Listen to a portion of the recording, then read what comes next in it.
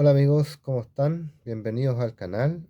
Hoy les traigo un nuevo video con una nueva novela o un nuevo libro en este caso. Estoy hablando de Joseph Conrad y El corazón de las tinieblas. Una historia tremenda, compleja, profunda, que responde a una época, que responde a una forma de hacer literatura. En este sentido, esta novela es realmente muy breve, tiene no más de 160 páginas en distintas ediciones o editoriales, pero que se centra principalmente en la experiencia de un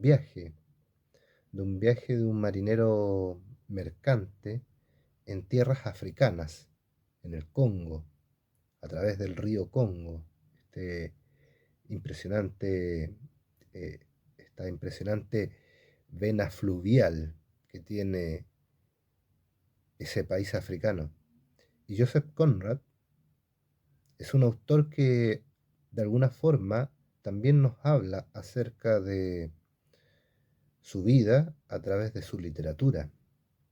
Estoy pensando principalmente en El corazón de las tinieblas, pero también, por ejemplo, otra novela que leí, porque no he leído todo de Joseph Conrad, solo he leído dos obras, y la primera que leí también tiene relación con la vida de Joseph Conrad, que es, eh, ¿cómo se llama esta obra?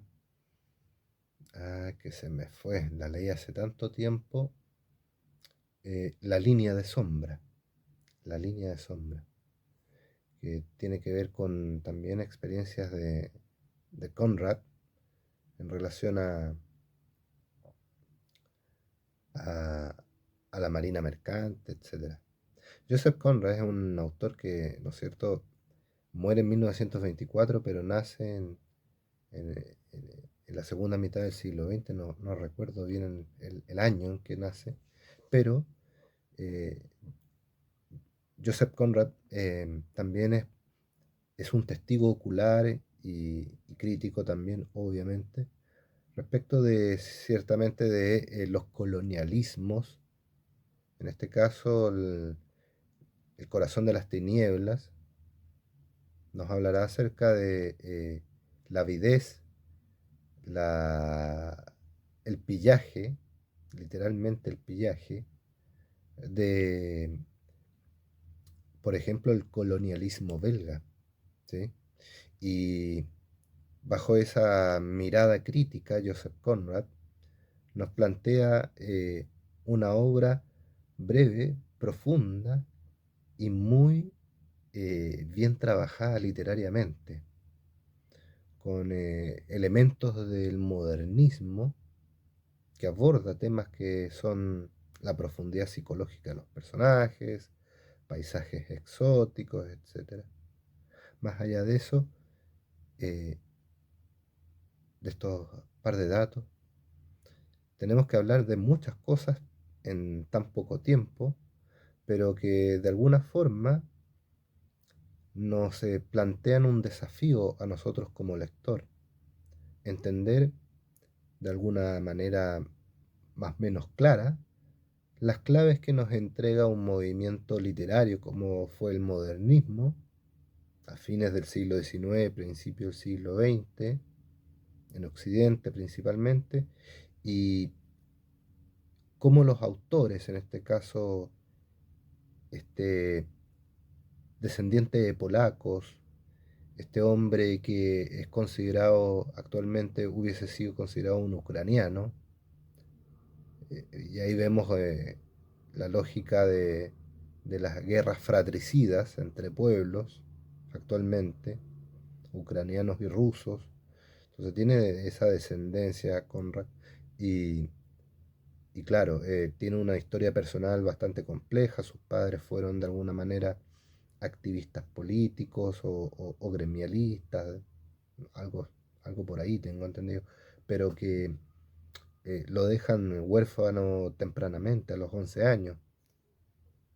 Entonces Conrad queda siempre como ahí a la deriva y de alguna forma, claro, sus obras nos traen a colación un subjetivismo psicológico interesante, complejo de entender y que nos exige a nosotros como lectores estar atentos ante aquello. Bueno, ¿de qué se trata la primera parte? La primera parte, aquí, bueno, en este libro yo he subrayado varias partes. Si ustedes ven aquí, no sé si les puedo mostrar, si ven, subrayo, tengo anotaciones, etcétera, ¿sí? Y bueno, voy a ir leyendo algunas cosas que sean interesantes para poder comentarlas, no como una reseña, sino que como la experiencia de lectura de un lector cualquiera, que lee lo que venga. Esa es como mi dinámica lectora, lo que me cae en las manos lo leo. Entonces, eh, bueno, principalmente vamos a hablar, vamos a hacer una pequeña referencia a la historia, de qué se trata.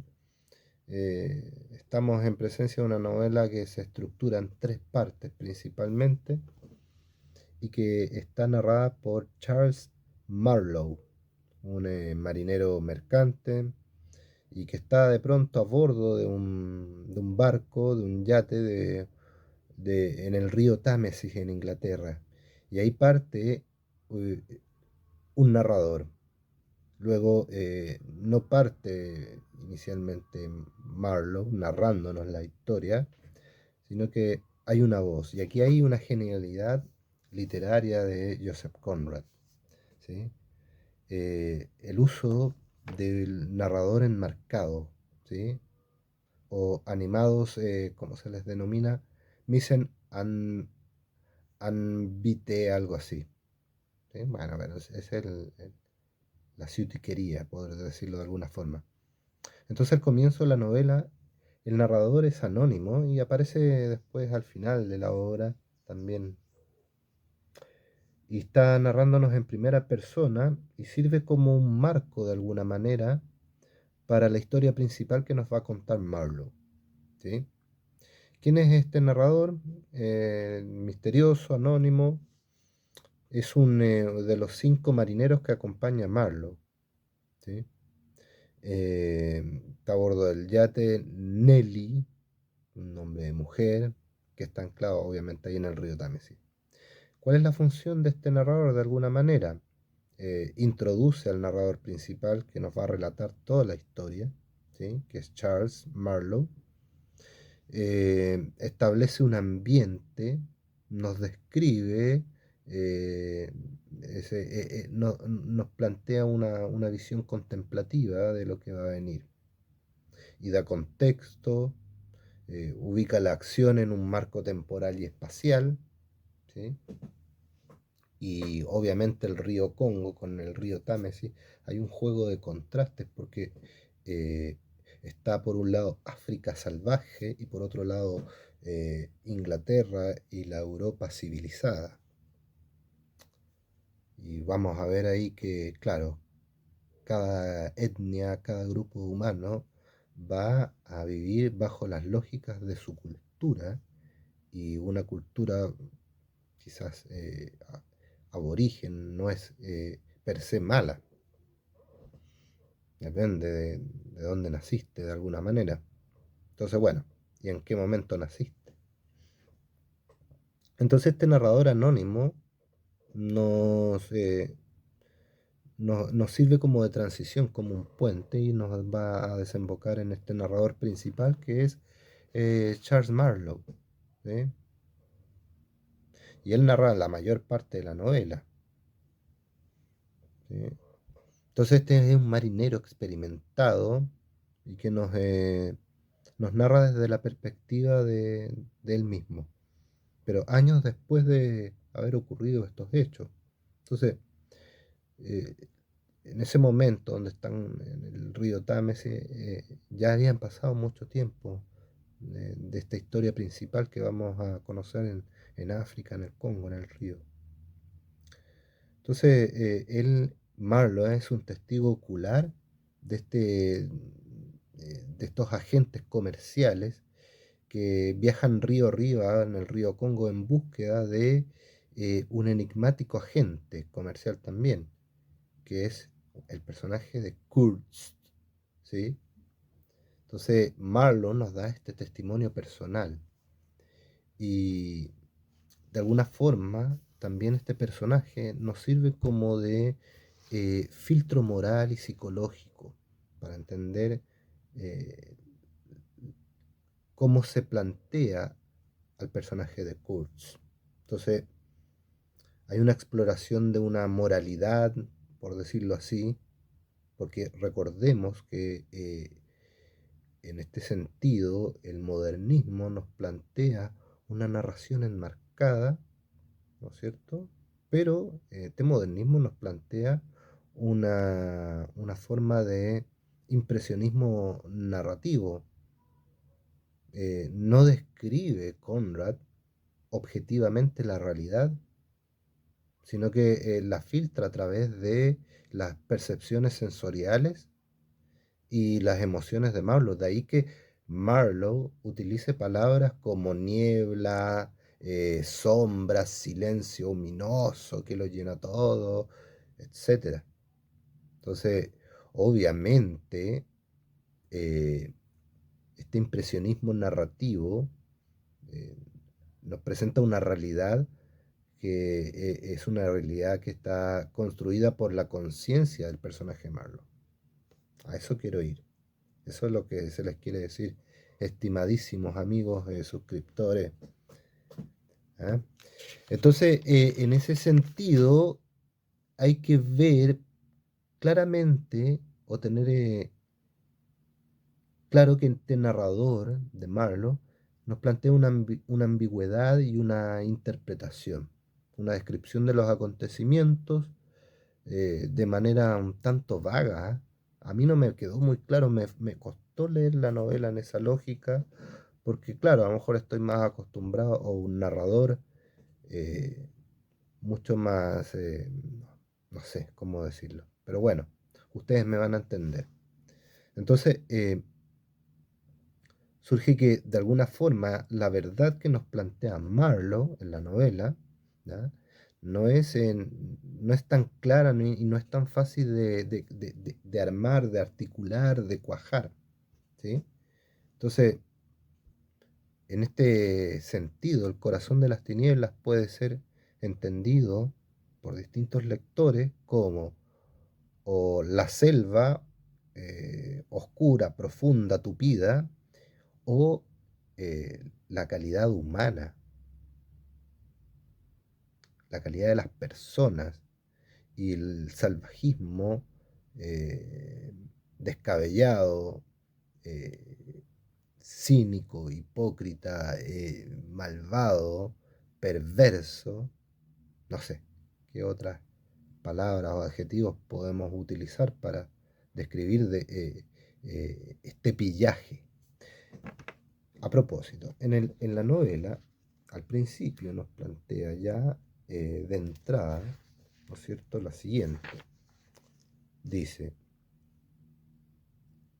hablando ahí, creo que está ya este narrador anónimo y nos dice, bueno, vamos a hablar de este tema, estamos en el Tames y qué sé yo, y eh, de alguna forma nos plantea lo siguiente, dice, nos salva la eficacia, la devoción por la eficacia.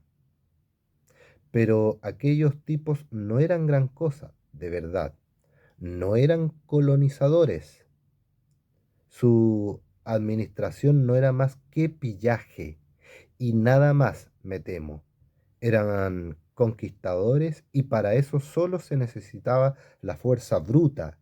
Y si la tienes, no puedes alardear de ella, pues tu fuerza es un accidente que se deriva de la debilidad de los demás. Esto ya nos plantea al principio de la novela. Entonces, bueno,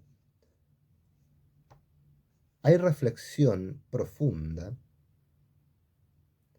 hay una visión clara, pero también hay una ambigüedad respecto de lo que decía, que cómo se articula la verdad que nos plantea el narrador, ¿sí? Que además nos plantea algo que a él le sucedió mucho tiempo atrás, hay una distancia temporal, hay un relato en retrospectiva, ¿sí? Entonces, hay una perspectiva más profunda y filosófica sobre esa experiencia pasada. Entonces, en ese sentido, claro, hay una perspectiva más profunda, más filosófica, más reflexiva de estos hechos descarnados, de este pillaje, de estos asesinatos de las comunidades indígenas, de la barbarie de la caza indiscriminada de los elefantes para conseguir marfil, el marfil que está expresado en claves, en el piano, bueno, no voy a decir toda la novela, en el piano, qué sé yo, en objetos, en objetos que aparecen nombrados en la obra. Entonces, este juego fenomenal que hace Conrad de este efecto de doble narración, nos hace pensar en una universalización, ¿ya?, de la historia. Esta historia Marlowe la universaliza al darle esta distancia temporal, esta perspectiva como una historia más de marineros que se cuenta y que les voy a contar acá mientras estamos en la espera en este río del Támesis, qué sé yo. Entonces, lo que se hace en el fondo es elevar la anécdota personal a una experiencia universal. Entonces, es fenomenal y la cosa no queda ahí solamente. Hay, por ejemplo, un enfoque en la transición. La novela se centra principalmente en lo que se cuenta, que es el viaje, el Congo y Kurtz, porque el narrador está además obsesionado por Kurtz y lo encuentra fenomenal y le expresa que en el fondo es leal a él, etc. Entonces, el acto de contarlo, ¿sí?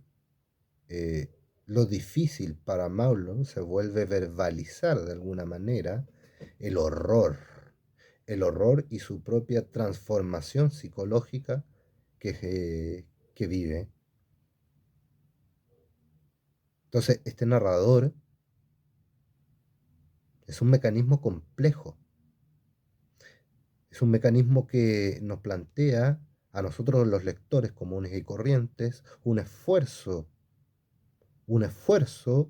de introspectiva, un esfuerzo de entender la geografía, un esfuerzo filosófico acerca de los límites de la civilización, hasta dónde es aceptable la barbarie, teniendo conciencia de esa barbarie, de ese salvajismo, eh, a merced del progreso y la civilización. Y en el fondo, ese progreso y esa civilización quizás es nada más que eh, la oscuridad del alma humana, la oscuridad del espíritu humano.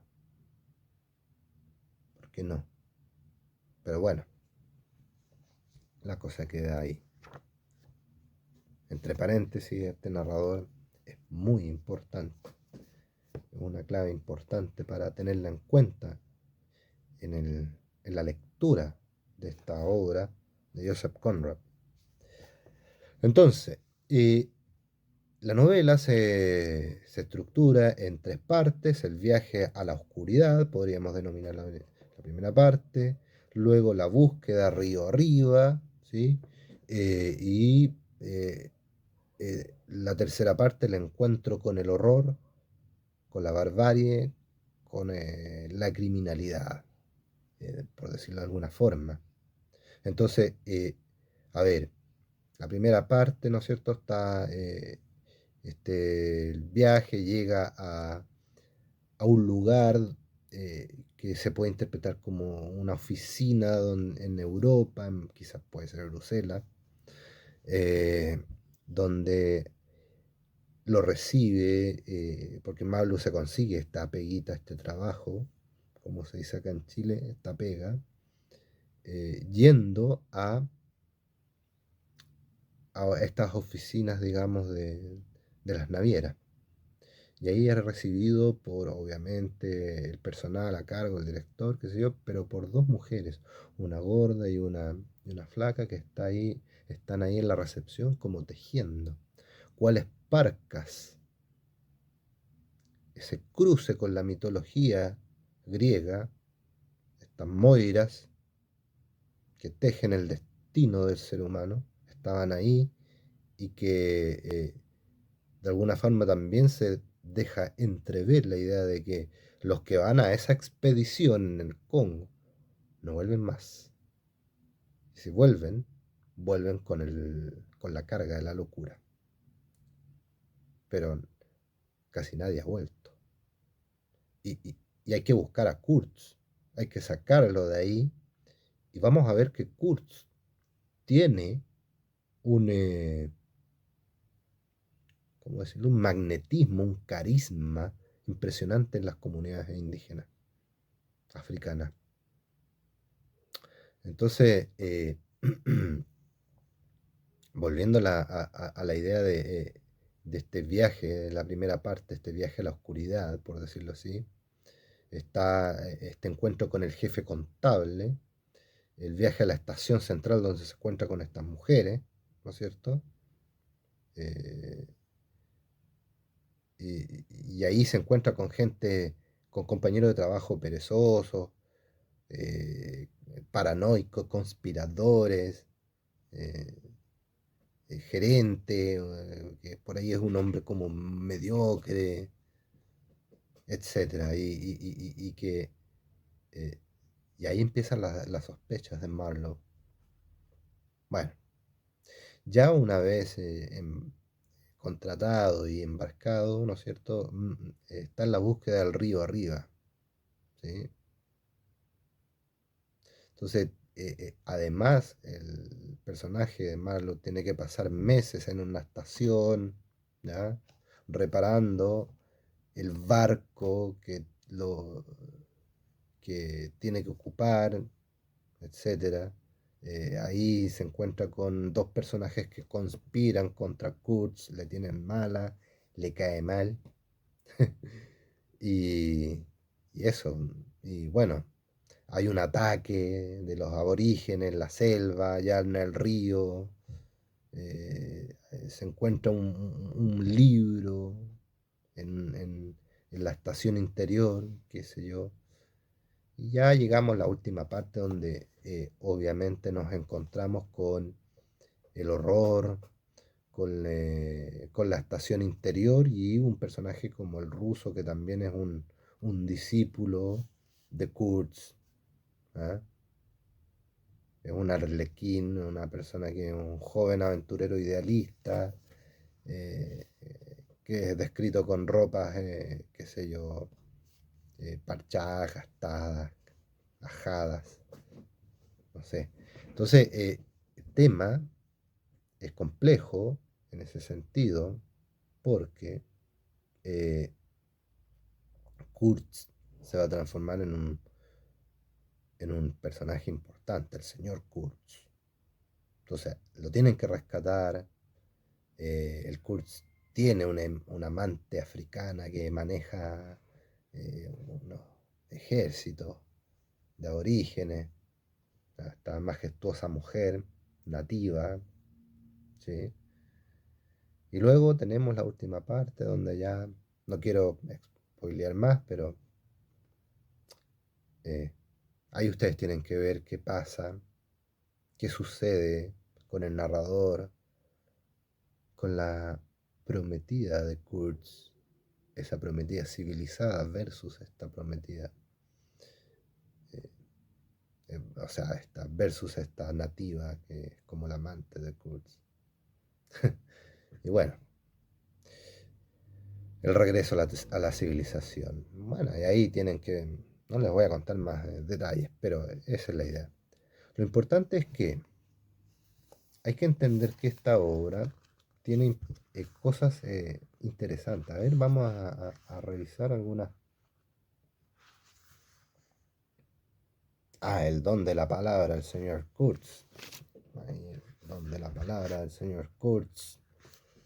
Eh, está el ataque. Qué sé yo, a ver, ¿dónde más? Algo más reflexivo, más profundo.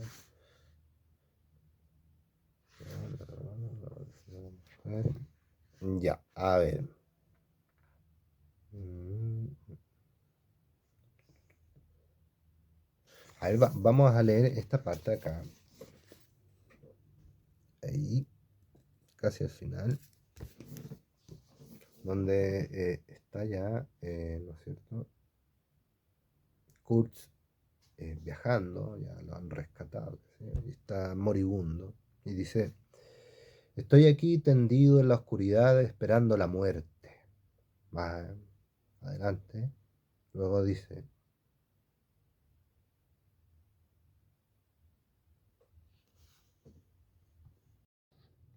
y ahora sí tuve un problemita, me pasó un inconveniente, pero ya lo resolvimos.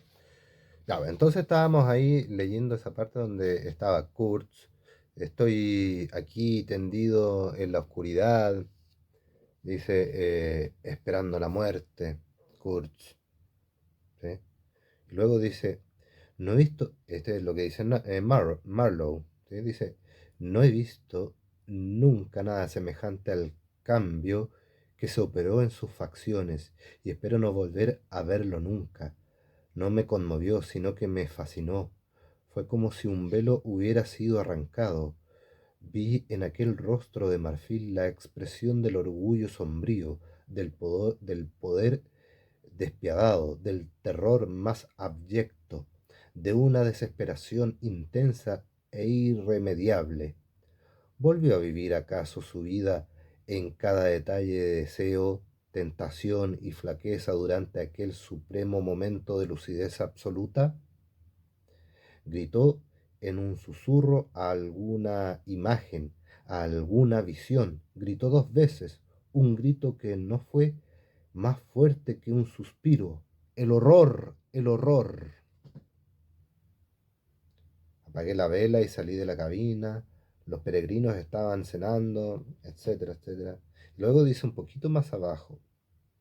Se echó hacia atrás, sereno, con aquella extraña sonrisa suya que sellaba las profundidades inexpresadas de su mezquindad. Y luego, a la página siguiente, en la 144, nos dice, la cosa más cómica es la vida. ¿Qué cosa más cómica es la vida? Dice.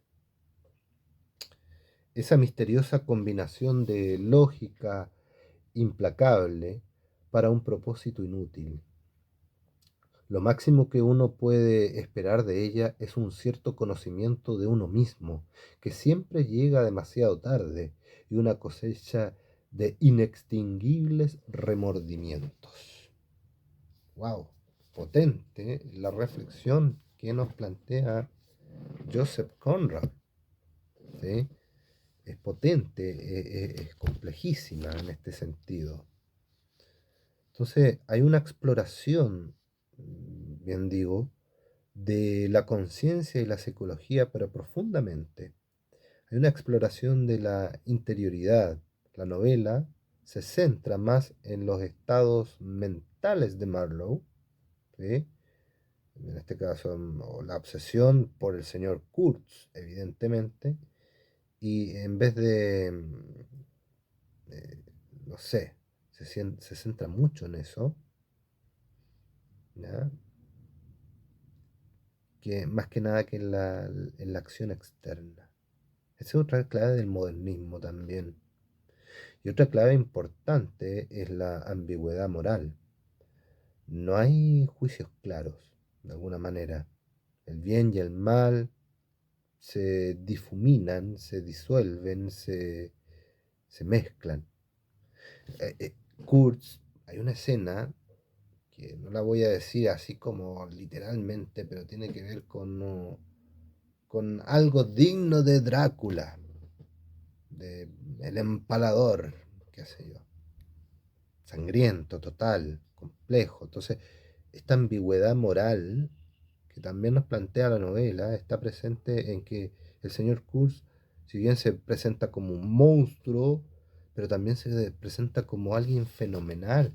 Y dice Marlowe en alguna parte, yo admiro al señor Kurz porque eh, él tiene algo que decir y yo no. Algo que decir y yo no. Kurtz como, o sea, Kurtz como alguien idealizado, ¿sí? Es un monstruo, es una víctima, ¿qué es lo que es? Complejo leer estas obras modernistas, ¿sí? Entonces hay una complejidad psicológica que es típica del modernismo en este caso. Y está llena de símbolos. La tiniebla, el río Congo, las cabezas decapitadas. Ya, vean esa parte. O sea, lean esa parte. Las cabezas decapitadas. ¿Ya? El informe del señor Kurtz, ¿ya? Etcétera. Entonces, hay un cuestionamiento de la realidad y de la verdad también en el modernismo. Entonces hay una relatividad. La verdad no es única, no es absoluta y depende obviamente de los puntos de vista de los personajes. Las diferentes versiones que se tiene del señor Kurtz. Y el señor Kurtz es importantísimo para entender, en este caso, esta característica del modernismo, ¿sí? De la relatividad de las cosas, en este caso de las verdades o de las visiones de un personaje o de los hechos. ¿Sí? Hay una desilusión y un escepticismo, por decirlo así. ¿Ya? Eh, en el fondo no hay un heroísmo de civilizador. No, los europeos en el fondo, la misión colonial fue pillaje, fue explotación, fue robo, fue horror, fue saqueo. Hay que decirlo nomás. Si no les gusta bien, si les gusta mejor. Entonces, hay una metaficción, Marlowe reflexiona también sobre cómo contar las cosas, ¿ya? Y la dificultad de comunicar y verbalizar su experiencia, como decía previamente. ¿Mm? Por eso tiene esta obra un estilo innovador, tiene un lenguaje complejo, un lenguaje que trata de ser evocador de alguna manera, un lenguaje de la prosa lírica, no sé, una prosa atmosférica, un lenguaje denso, a veces rítmico, a veces no, pero en esta novela yo creo que es muy denso, cargado de imágenes sensoriales, de sinestesias quizás, porque crea esto una atmósfera opresiva en el lector y también de alguna manera de sueños, oníricamente hablando. Por otro lado, ¿para qué hablar del tiempo? Del concepto del tiempo en la novela. Hay una temporalidad no lineal, ¿sí? Aunque obviamente el viaje es algo, pero hay una narración que es tan retrospectiva y hay unos saltos en el tiempo. Se mezclan recuerdos, se mezclan sensaciones del momento, las reflexiones y las descripciones, ¿sí? Entonces no hay una linealidad que sea como muy realista, así, por decirlo así. Entonces más bien es onírica la cosa. Y por cierto, hay una ironía profunda y, y- y- y- y la demostración de una paradoja, de una contradicción. ¿Sí? El mismo título ya nos dice el corazón, la esencia de algo. ¿Sí? La esencia de algo vacío, de algo siniestro, de esa civilización que en el fondo es barbárica. ¿Sí? Y que en ocasiones, de alguna manera, eh, se, form- se transforma en algo que nos lleva al horror. Eso es, al horror. Entonces hay temas existenciales. Es muy buena esta novela. Entonces nos plantea una cuestión de la soledad del ser humano, la soledad radical del ser humano, de un tema de una crisis de los valores, un sentido de que no pertenezco aquí, no pertenezco allá, ¿sí? De las influencias, etcétera. Por lo tanto, amigos, bueno, es una obra, para sintetizarlo en pocas palabras, para poder ya finalizar el video y no dar la lata. Es muy simbólica, muy psicológica y muy filosófica. Así que nada, ahí está. Corazón de las tinieblas, Joseph Conrad. Nos vemos.